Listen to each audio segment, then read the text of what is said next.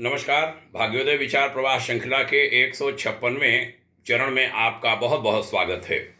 आज 21 मई 2023 इस रविवासरीय श्रृंखला में आज विषय लेता हूं सरकारी कर्मचारियों की पुरानी पेंशन कितनी प्रासंगिक, कितनी अप्रासंगिक। सरकारी कर्मचारी के जीवन में वेतन और पेंशन ये दोनों एक दूसरे के पर्याय रहे हैं। अंग्रेजी काल से लेकर कुछ समय पहले तक हमारे यहाँ पेंशन कर्मचारियों को मिलती रही। इनकी देखा देखी प्राइवेट संस्थानों ने भी अपने कर्मचारियों की वृद्धावस्था का ध्यान रखा, और तो और बड़े दुकानदारों के यहाँ काम करने वाले सेल्समैन को पेंशन देने, उनके निधन के बाद उनकी पत्नी का ध्यान रखने, उनको पेंशन देने के प्रसंग हाल में हमारे संज्ञान में आए। मेरे मौसा जी श्री रामकृष्ण शुक्ल जी लाला काशीनाथ सेठ ज्वेलर्स के यहाँ सेवारत थे। बड़ा उनका वहाँ सम्मान था। उनका निधन हुआ। उनके निधन के बाद हमारी मौसी को पेंशन मिलती रही। अभी मौसी का निधन हुआ तो उनको एक मुश्त राशि अंत्येष्टि संस्कार करने के लिए और भी सहयोग परिवार में आए। कर्मचारी अधिकारी जीवन पर्यंत टिल डेथ निश्चिंत रहता था पेंशन के कारण। बच्चों पर निर्भर नहीं, यहां तक कि बच्चे पिता पर कई बार निर्भर होते देखे जाते थे। असहाय संतानें साथ में पल जाया करती थीं। बीजेपी की सरकार आई, माननीय अटल बिहारी वाजपेयी जी प्रधानमंत्री बने। मितव्ययिता को ध्यान में रखकर पेंशन योजना समाप्त की गई, कुछ नया प्लान दिया गया, लेकिन वह ऊंट के मुंह में जीरा साबित हुआ। बीते कुछ वर्षों में शासकीय कर्मियों में बहुत ज्यादा अकुलाहट है। एक अघोषित आक्रोश भी उनमें, उनके परिवारों में व्याप्त है, जो उबाल मारने की स्थिति में है। राजस्थान, छत्तीसगढ़, हिमाचल आदि में बीजेपी सरकारों की रवानगी का बड़ा कारण यदि कोई है तो वह है पुरानी पेंशन योजना की बहाली नहीं कर पाना। ये एक बड़ा कारण पता चल रहा है। इन राज्यों में कोई कांग्रेस वांग्रेस नहीं जीती है, पेंशन योजना जीती है। पुरानी पेंशन योजना का आश्वासन जीता है। हाल में कर्नाटक सरकार भी हाथ से चले जाने पर बीजेपी की अकुलाहट अब साफ दिखने लगी है। अब केंद्रीय सत्ता में आरूढ़ दल के बड़े बड़े लोगों और देश के बड़े बड़े समीक्षकों में भी यह मान्यता दृढ़ होने लगी, वह यह मानने लगे कि पेंशन का यह प्रसंग निर्णीत नहीं किया गया तो अनेक राज्यों में तथा प्रकारांतर से केंद्र में सरकारी कर्मचारी के स्तर पर जनता अपना काफी कुछ निर्णय ले डालेगी। ये सत्यता है, कड़वा सच है, लेकिन है।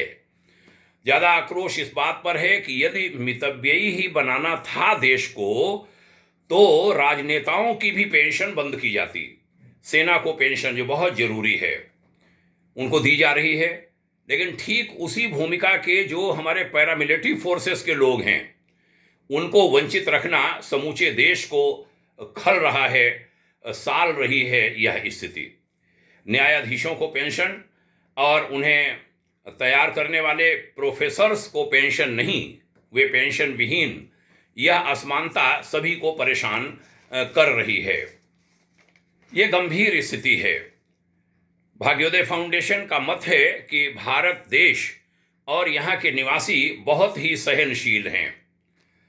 यदि मोदी सरकार किफायत की बात करे तथा सभी पक्ष खुद मितव्ययी बने, भ्रष्टाचार मुक्त देश को बना लें, तो यह देश एक वक्त की रोटी खाकर भी साथ देने को तैयार होगा। लेकिन इसके लिए भ्रष्टाचार मुक्त बनाना होगा खुद को भी और तंत्र को भी, जो वास्तव में है नहीं। बातें चाहे जितनी कर ली जाएं, बहुत कुछ चीजें दिखती हैं, लेकिन कहीं धन की नदियां बहें और कहीं सूखा पड़े तो यह देश सहनशीलता के सारे बांध एक साथ तोड़ डालता है। ये इस देश की कमजोरी है, जो अब तोड़ डालने की स्थिति में आता दिख रहा है। इस विषय को गंभीरता से लेते हुए पुनर्विचार करना चाहिए पुरानी पेंशन योजना पर और इसके मार्ग निकाले जाने चाहिए। अनेक जगहों पर हो रहे बेफिजूल खर्चों को रोककर पुरानी पेंशन दी जानी चाहिए। शासकों की खुद की खर्चीली व्यवस्था के अनेक छिद्र बंद करके भ्रष्टाचार पर लगाम कसकर और फिजूल खर्चों को रोककर पेंशन दी जा सकती है, ऐसा जानकारों का मानना है। इस पर विशेषज्ञों की भी राय ली जाए, निष्पक्ष राय देने वाले लोग हों, विचार करें हमारे सत्ताधीश, सोचें और फैसला ले यह देश। मेरा मन किया कि भाग्योदय विचार प्रवाह श्रृंखला की जो रविवार की हमारी चर्चा है उसमें इस विषय को लूं और हमारी विशेष रूप से केंद्र सरकार का ध्यान आकर्षित करूं। ये चिंता का विषय है, ज़्यादा चिंता का, क्योंकि देश में अस्थाई यानी परमानेंट मजबूत सरकार का होना बहुत आवश्यक है। पिछले कुछ दशकों में कमज़ोर सरकारों के रहने के कारण इस देश ने बहुत झेला है। अब चाहिए कि हमारे देश में मजबूत सरकारें बनी रहें और उसके लिए चाहिए होगा मजबूत निर्णय, मजबूत इच्छा शक्ति। लेकिन फिर वही बात आएगी कि हम सबके साथ एक जैसा व्यवहार करें। राजनीतिक पार्टियों के लिए हम सारे धन के द्वार खोल दें, वहाँ कोई ऑडिट की बात भी न हो, वहाँ देश से पैसा आए या विदेश से पैसा आए। लोगों ने एनजीओ बंद करके राजनीतिक पार्टी बनाना शुरू कर दिया है। चिंताजनक विषय है। हम जैसे आध्यात्मिक सामाजिक कार्यकर्ता जो नैतिकता युक्त जीवन जीते हैं, जो छोटी छोटी बातों का ध्यान रखते हैं कि कहीं एक भी पैसा हमारी संस्था या हमारे पास ऐसा ना आए जिसमें हमारा जो शारीरिक शक्ति या हमारा मानसिक शक्ति न लगी हो और वो पैसा नुकसानदायक होता है। हम लोग तो ये मान्यता लेकर के चलते हैं, लेकिन कहीं कुछ और दिखता है। यह ठीक नहीं है। तो मजबूत इच्छा शक्ति हमारी केंद्र सरकार के पास इस समय है। हम सब बहुत खुश हैं, अनेक मोर्चों पर सफल हो रहे हैं और यह देश साथ देना चाहता है। लेकिन सरकारी कर्मचारियों को कृपा करके हाथ जोड़कर निवेदन करूंगा, साथ लीजिए, क्योंकि वह आपका साथ नहीं दे रहा है, कह नहीं पा रहा, लेकिन वह असहयोग कर रहा है। और वह जो संख्या कर्मचारियों की होती है वही नहीं होती, उनसे जुड़े अनेक लोग होते हैं। एक कर्मचारी को रखें तो 500 आदमी होता है उनसे जुड़ा, रिश्तेदार, नातेदार, परिवार, अन्य उनके प्रति लगाव रखने वाले, उनके प्रति उनके मत से सहमत होने वाले।